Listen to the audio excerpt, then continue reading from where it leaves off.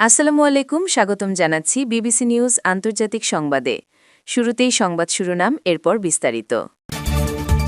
যেভাবে ক্রিপ্টোকারেন্সি হল ইরানের জীবনকাঠি। যুক্তরাষ্ট্রের পেট্রোডলার সাম্রাজ্যের অবসান ঘটাতে পারে ইরান যুদ্ধ। পারস্য উপসাগরীয় নাগরিকদের মানব ঢাল হিসেবে ব্যবহার করছে মার্কিন সেনারা। ইরান হামলা বন্ধ করলে কালই হরমুজ খুলবে, মার্কিন পররাষ্ট্রমন্ত্রী। দর্শক, এতক্ষণ শুনছিলেন সংবাদ শিরোনাম। এখন বিস্তারিত।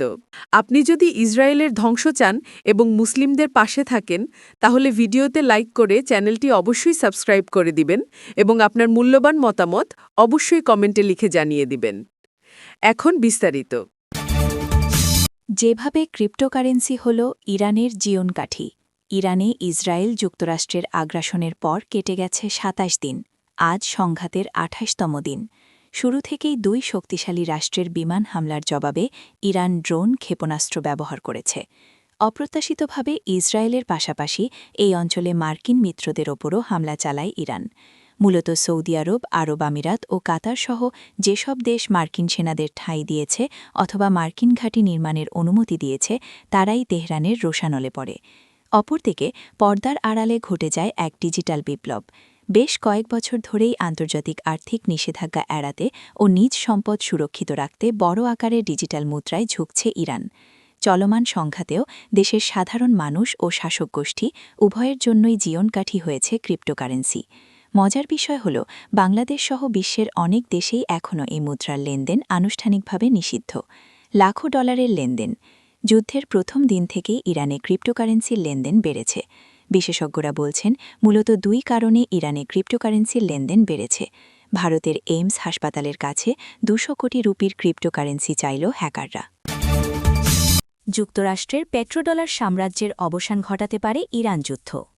ইরানের ওপর যুক্তরাষ্ট্র ও ইসরায়েলের চলমান আগ্রাসনে বিশ্ব অর্থনীতিতে মার্কিন ডলারের একাধিপত্য বা পেট্রোডলার ব্যবস্থার পতন ঘটাতে পারে বলে এক চাঞ্চল্যকর পূর্বাভাস দিয়েছে জার্মানি ভিত্তিক বহুজাতিক ব্যাংক ডয়েচে ব্যাংক। শুক্রবার ২৭ মার্চ প্রকাশিত এক বিশেষ গবেষণা প্রতিবেদনে ব্যাংকটি উল্লেখ করেছে যে এই যুদ্ধ কেবল একটি আঞ্চলিক সংঘাত নয়, বরং এটি দশকের পর দশক ধরে চলে আসা বৈশ্বিক আর্থিক কাঠামোর ভিত্তি নাড়িয়ে দিতে পারে। ডয়েচে ব্যাংকের গবেষক মল্লিকা সাচদেবা এই প্রতিবেদনে উল্লেখ করেছেন, বিশ্বের রিজার্ভ কারেন্সি বা প্রধান সংরক্ষিত মুদ্রা হিসেবে ডলারের যে দাপট, তার পেছনে মধ্যপ্রাচ্যের কৌশলগত গুরুত্ব অপরিসীম। তিনি সতর্ক করে বলেন, বর্তমান সংঘাত পেট্রোডলার ব্যবস্থার স্থায়িত্বকে কঠিন পরীক্ষার মুখে ঠেলে দিয়েছে। পেট্রোডলার ব্যবস্থার মূল ভিত্তি হল যুক্তরাষ্ট্র ও উপসাগরীয় দেশগুলোর মধ্যকার সেই ঐতিহাসিক চুক্তি, যার মাধ্যমে বিশ্ববাজারে তেল বিক্রির একমাত্র মাধ্যম হিসেবে ডলারকে ব্যবহার করা হয় এবং বিনিময়ে সেই অর্থ পুনরায় যুক্তরাষ্ট্রে বিনিয়োগ করা হয়।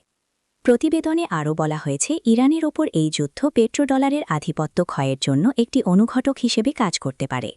ডলারের বিকল্প হিসেবে বিশ্ববাজারে পেট্রো ইউয়ান বা চীনা মুদ্রার উত্থানের পথ এই যুদ্ধের মাধ্যমেই প্রশস্ত হতে শুরু করেছে বলে মনে করছেন বিশ্লেষকরা।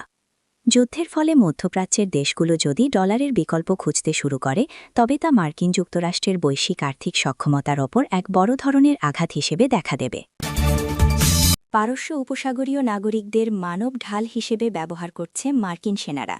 ইরানের পররাষ্ট্রমন্ত্রী আব্বাস আরাগাচ্চি বড় অভিযোগ করে বলেছেন, চলমান ইরান, ইসরায়েল ও মার্কিন যুদ্ধের মধ্যে পারস্য উপসাগরীয় সহযোগিতা পরিষদের জিসিসির দেশগুলোতে অবস্থানরত মার্কিন সামরিক কর্মীরা স্থানীয় নাগরিকদের মানব ঢাল হিসেবে ব্যবহার করছেন। বৃহস্পতিবার ২৬ মার্চ সামাজিক যোগাযোগ মাধ্যম এক্সে, সাবেক টুইটার, দেয়া এক পোস্টে তিনি এই তীব্র সমালোচনা করেন।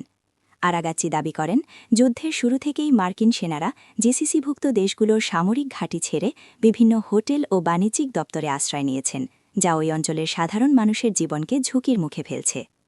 ইরানের শীর্ষ এই কূটনৈতিক তার পোস্টে মার্কিন সেনাদের হোটেলে অবস্থানের বিভিন্ন সংবাদপত্রের কাটিং ও ছবি যুক্ত করে জানান, যুক্তরাষ্ট্রে অনেক হোটেল কর্তৃপক্ষ তাদের নিয়মিত গ্রাহকদের নিরাপত্তার স্বার্থে এমন সামরিক কর্মীদের বুকিং বাতিল করছে, যারা অন্যদের বিপদে ফেলতে পারে। তিনি পরামর্শ দিয়ে বলেন, পারস্য উপসাগরীয় অঞ্চলের হোটেলগুলোরও উচিত নিজেদের নাগরিকদের সুরক্ষায় একই ধরনের পদক্ষেপ গ্রহণ করা। আরাগাচির এই মন্তব্য এমন এক সময়ে এলো যখন গত ২৮ ফেব্রুয়ারি ইরানের সর্বোচ্চ নেতা আয়াতুল্লাহ আলী খামেনি এবং বেশ কয়েকজন ঊর্ধ্বতন সামরিক কর্মকর্তাকে হত্যার পর মধ্যপ্রাচ্যে এক নজিরবিহীন যুদ্ধ শুরু হয়েছে।